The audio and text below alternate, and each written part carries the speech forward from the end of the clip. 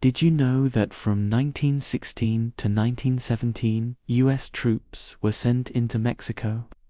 The reasons for this are pretty complicated, but it was mainly due to revolutionary Pancho Villa raiding into northern Mexico and the United States.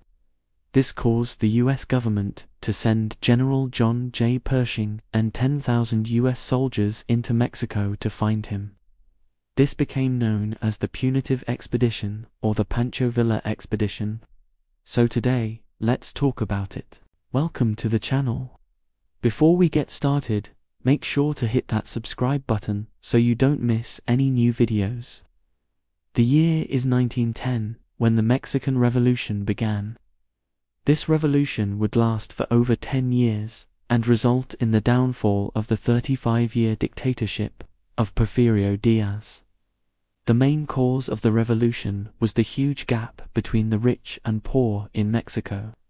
While there was extreme wealth, there was also extreme poverty, and so various factions rose up to try to fight for land reform, such as the Zapatistas under Emiliano Zapata and the Constitutionalists under Venustiano Carranza.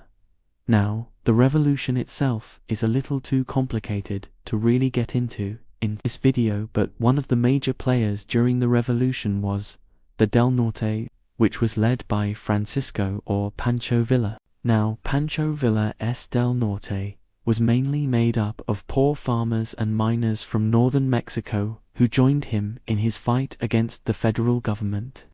By 1913, however, after many battles with the federal army, Villa and his Del Norte had grown tired of fighting and simply wanted to be left alone.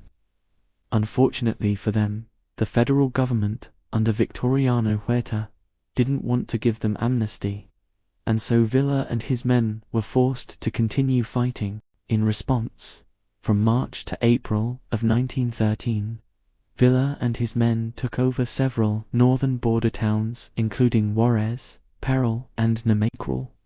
On April 9, 1913, the Federal Army under General Alvaro Obregón retook Namaycuel. But just 4 days later, on April 13, 1913, Villa and his men retook Namaycuel and several other border towns. This included Columbus, New Mexico, which at the time was a part of Mexico. And so now you have revolutionary Mexican forces occupying American soil. On March 9, 1916, Villa and his men crossed into the United States and raided the town of Columbus, New Mexico, killing 10 to 20 people and taking an additional 20 or so hostage. In response to this raid, on March 14, 1916, the U.S. deployed the 13th Cavalry along with the 3rd and 4th Infantry and around 1,000 to 12,000 National Guardsmen to the border. These were quickly reinforced with more infantry divisions, cavalry divisions, artillery, and even a small air unit. These U.S. troops were placed under the command of General John J. Pershing, who had previously gained fame for his leadership during the Philippine insurrection and the American occupation of Veracruz.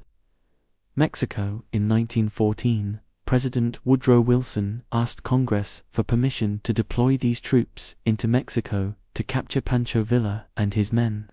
However, Congress refused. Nevertheless, the U.S. troops were sent into Mexico anyway, though not without controversy. On April 6, 1916, while speaking about the situation in Mexico, President Wilson told the nation that, quote, "We must be ready to use the utmost force we can bring to bear to protect our people and maintain our security." Despite this statement, however, Wilson still denied that the U.S. was engaging in war with Mexico.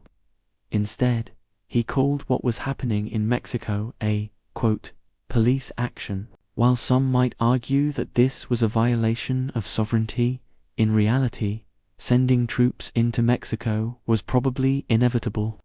After all, the U.S. had been involved in Mexico long before 1916. From May 1846 to February 1848, the U.S. went to war with Mexico and took a huge chunk of its land. Then, in 1914, U.S. troops occupied Veracruz, Mexico, in order to force the Mexican government to release American sailors who had been jailed for getting drunk and causing trouble. And then just 2 years later, in 1916, U.S. troops were sent deep into Mexico in pursuit of Pancho Villa. On April 20, 1916, the U.S. troops officially entered Mexico and established a base camp near the border in order to supply and equip its forces. As they moved further into Mexico, the U.S. troops engaged in several different battles with Pancho Villa's men. On July 18, 1916, for instance, the U.S. troops fought against Villa's men at the Battle of Caransabit. Then just 3 weeks later, on August 5, 1916, they fought again at the Battle of San Gabriel. Finally, on September 12, 1916, the two sides clashed one last time at the Battle of Salaya. At the end of each of these battles, the U.S. troops were forced to retreat, allowing Pancho Villa and his men to claim victory. However, the U.S. troops did not come with the intention of winning battles. Instead, their goal was to simply chase down and capture Pancho Villa, and so they continued to move after him. Meanwhile, the U.S. public grew tired of the ongoing situation and started to question why American troops were still in Mexico. In reality, General Pershing had almost no intelligence on where Pancho Villa and his men were located, and were having great difficulty finding them. The terrain in Mexico proved to be very difficult for Pershing's men as they pushed deeper and deeper into the country. Furthermore, the rainy season made the journey even harder, turning roads into muddy, slippery paths. And so the U.S. troops struggled onward through the mud. Finally, in January of 1917, after nearly 10 months in Mexico, U.S. troops returned home. During their time in Mexico, U.S. forces traveled over 350 miles deep into the country and engaged in 3 major battles. Dozens of skirmishes and captured or killed several hundred Mexican revolutionaries. However, Pancho Villa himself was never found. In the end, Pancho Villa and his men actually outmaneuvered and defeated the U.S. military, and yet the U.S. claimed victory. How is that possible? Well, in reality, the U.S. never really gave themselves a concrete set of goals for their involvement in Mexico. If their goal was to capture Pancho Villa, then they failed.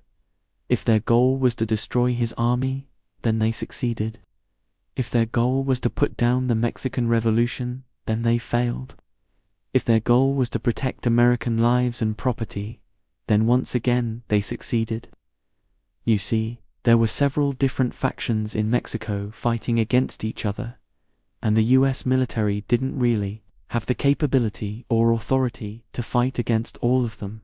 However, the U.S. did have the capability and authority to capture or kill Pancho Villa and his men, and that's exactly what they did. Even though the punitive expedition resulted in failure for the U.S., it was still important because it showed the U.S. military reach all the way down into Latin America. However, the U.S. would soon learn the hard way that despite their power in Latin America, there were limits to what they could do. I hope you enjoyed this video on the Pancho Villa Expedition. If you did, please make sure to hit that like button and subscribe. Also, if you want to watch more of my videos, you can do so here. Thanks for watching.